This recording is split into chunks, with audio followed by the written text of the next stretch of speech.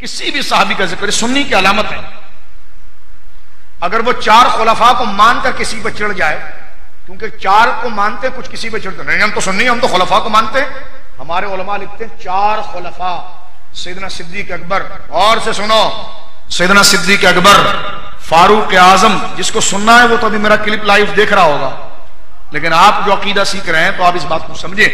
سنی، پھر پیچھے جاتا ہوں، سنی وہ ہے جو رسول اللہ کے صحابہ ہیں، دوست ہیں، تو حضور کا لحاظ کرتے ہوئے، حضور کی نسبت کی وجہ سے، حضور کے یار، حضور کے صحابہ جنہیں حضور کی صحبت حالت ایمان میں ملی ہے، سنی ان کی تعظیم کرتے ہیں. جب بھی ان کو یاد کرتے ہیں تو اپنے باپ سے زیادہ عزت دے کر یاد کرتے ہیں، اپنی ماں سے زیادہ عزت دے کر یاد کرتے ہیں.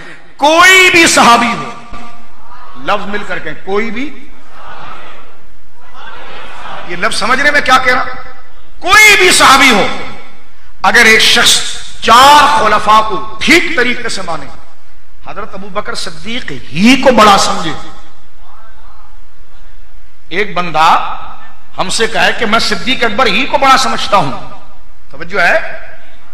جس طرح کے مقدس زمین ہے ہمارے آقاؤں کی، Ajmer Mugla, Ajmer Mugla, Ajmer Mugla, جس میں ہمارا آقا ہماری گردنوں پر راج کرنے والی شخصیت خواجہ خواجگان سلطان ہند غریب نواز رضی اللہ تعالی عنہ جس جہاں آرام فرما رہے ہیں، اجمیر معلا.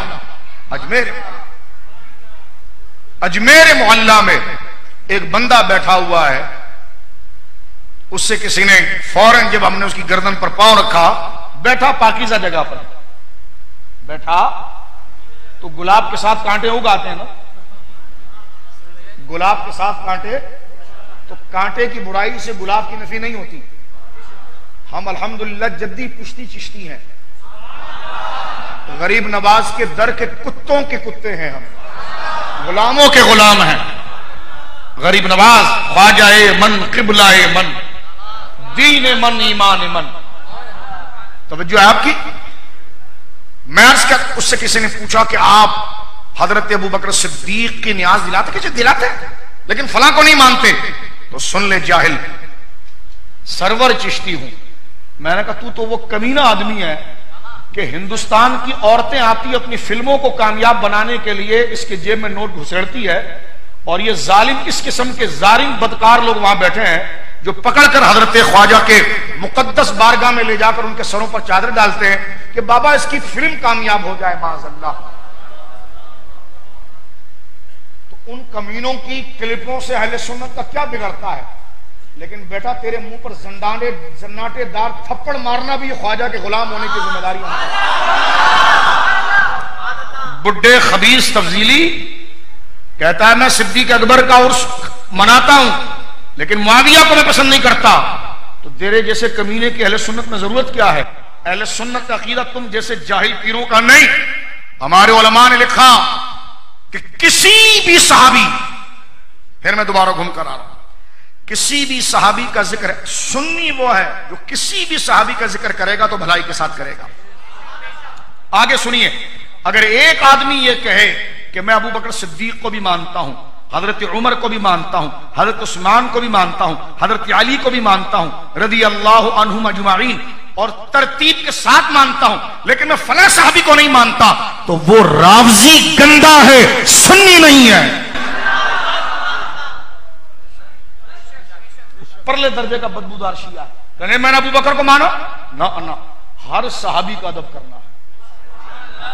یہ میرا لفظ ذرا سمجھیے آپ. صاحب بارش کیوں پڑھتے ہو؟ میں نے کہا تو جا کے رامائن پڑھ، ہمارا دین ہی یہی ہے. ہم پڑھنے پڑھانے والے لوگ ہیں، عقیدے کی کتاب پڑھیں گے.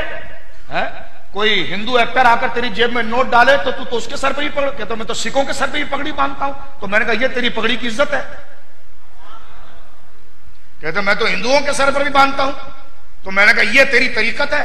توجہ ہے، یہ تیری طریقت ہے کہ ہندوؤں کے سر کے اوپر جناب جو ہے وہ خواجہ کی چادر تو رکھتا ہے. غور کر رہے ہو؟ کبھی مجدد صاحب سے پڑھنا کہ انہوں نے کیا لکھا، غور کیجئے میرے دوستو بزرگوں. لہذا سنی، کیونکہ عرس بھیا جی رحمت اللہ علیہ کا ہے، پوری زندگی انہوں نے اہل سنت کے راستے پر گزاری ہے. لہذا بڑی توجہ کے ساتھ سنیے اور بڑے ہوش کے ساتھ سنیے. سنی وہ ہے جو رسول اللہ کے ہر صحابی کا ادب کرتا ہے. ادب ہی نہیں کرتا، جب ان کا ذکر کرے گا تو خیر کے ساتھ کرے گا، بھلائی کے ساتھ کرے گا. ہر صحابی کا. کسی ایک صحابی جو ہو صحابی اس کو چڑ لگ گئی ایران کے ٹکڑے کھانے کی وجہ سے، تو اگر ایک صحابی کی بھی توہین کی تو وہ سنی نہیں رہے گا.